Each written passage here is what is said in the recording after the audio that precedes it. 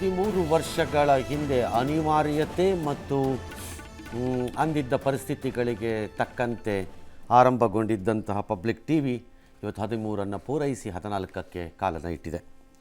ನೀವು ಬೆಂಬಲಿಸಿದ, ಬೆಳೆಸಿದ, ಒಪ್ಪಿಸಿಕೊಂಡ, ಕೆಲವೊಮ್ಮೆ ತಿರಸ್ಕರಿಸಿದ ಎಲ್ಲದಕ್ಕೂ ನಾವು ಈ 13 ವರ್ಷದಲ್ಲಿ ಸಾಕ್ಷಿಯಾಗಿದ್ದೇವೆ.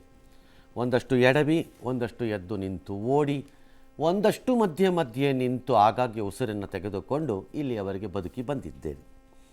ನಮ್ಮನ್ನು ಹರಸಿ ಹಾರೈಸಿ ಪೋಷಿಸಿದ ಎಲ್ಲ ಸಮಸ್ತ ಕರ್ನಾಟಕದ ಮಹಾಜನತೆ, ಜಾಹೀರಾತುದಾರರು, ಕೇಬಲ್ ಆಪರೇಟರ್ಗಳು ಎಲ್ಲರಿಗೂ ನಮ್ಮ ಹೃದಯಪೂರ್ವಕವಾದ ಅಂತರಾಳದ ನಮಸ್ಕಾರಗಳು, ಧನ್ಯವಾದಗಳನ್ನು ಹೇಳುತ್ತಾ ಇವತ್ತಿನ ಈ ಬಿಗ್ ಬುಲೆಟಿನ್ ಕಾರ್ಯಕ್ರಮವನ್ನು ಪ್ರಾರಂಭ ಮಾಡ್ತಾ ಇದ್ದೀವಿ. ಮೊದಲು ಈ ಹೊತ್ತಿನ ಟಾಪ್ ಸ್ಟೋರೀಸ್. ಮೆಂಟಲಿ ಪ್ರಿಪೇರ್ ಆಗಿದ್ದೀನಿ, ಮುಂದೆ ಚುನಾವಣೆ ನಿಲ್ಬಾರ್ದು ಅಂತೇಳಿ. ಅಲ್ಟಿಮೇಟ್ ಜನ ಹಿತೈಷಿಗಳು ರಾಜಕೀಯದಲ್ಲಿ ಮುಂದುವರಿಬೇಕು ಅಂತೇಳಿ ಒತ್ತಡ ಹಾಕ್ತಾ ಇದ್ದಾರೆ. ಸಿಎಂ ಹುದ್ದೆ ಆಕಾಂಕ್ಷಿಗಳಿಗೆ ಸಿದ್ದರಾಮಯ್ಯ ಚೆಕ್ಮೇಟ್, ಸುದೀರ್ಘ ಸಿಎಂ ದಾಖಲೆ ಬರೆಯೋ ಸುಳಿವು. ಪಬ್ಲಿಕ್ ಟಿವಿಗೆ ಎಕ್ಸ್ಕ್ಲೂಸಿವ್ ಸಂದರ್ಶನ.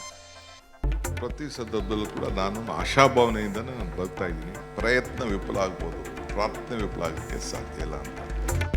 ಪ್ರಯತ್ನ ವಿಫಲವಾಗಬಹುದು, ಆದರೆ ಪ್ರಾರ್ಥನೆ ಫಲಿಸಲಿದೆ. ಭವಿಷ್ಯದಲ್ಲಿ ರಾಷ್ಟ್ರ ರಾಜಕಾರಣದ ಒಲವು. ಪಬ್ಲಿಕ್ ಜೊತೆ ಡಿಕೆ ಶಿವಕುಮಾರ್ ಟಾಕ್. ಶೀಘ್ರವೇ ಕರ್ನಾಟಕದಲ್ಲಿಯೂ ಕಾಂಗ್ರೆಸ್ ಅಧ್ಯಕ್ಷರ ಬದಲಾವಣೆಯಂತೆ ಎಐಸಿಸಿ ಅಧ್ಯಕ್ಷರ ಖರ್ಗೆ ಅವರ ಸ್ಪಷ್ಟನೆ. ಡಿಸಿಎಂ ಡಿಕೆ ಶಿವಕುಮಾರ್ ರಾಜಣ್ಣ ಮಧ್ಯೆ ಟಾಕ್ ವಾರ್ ನಿಲ್ತಾನೇ ಇಲ್ಲ. ಮೈಸೂರು ಗಲಭೆ ಕೇಸ್ನಲ್ಲಿ 8 ಮಂದಿ ಅರೆಸ್ಟ್. ಪೊಲೀಸರ ಪರವಾಗಿ ಉಪಮುಖ್ಯಮಂತ್ರಿ ಬ್ಯಾಟಿಂಗ್. ಭದ್ರಾವತಿ ಘಟನೆ ಖಂಡಿಸಿ ಬಿಜೆಪಿ ಪ್ರತಿಭಟನೆ. ಉಚಿತ ಯೋಜನೆಗಳಿಂದ ಜನ ಕಷ್ಟಪಟ್ಟು ಕೆಲಸ ಮಾಡ್ತಿಲ್ಲ. ಸುಪ್ರೀಂ ಕೋರ್ಟ್ ತೀವ್ರ ಅಸಮಾಧಾನ.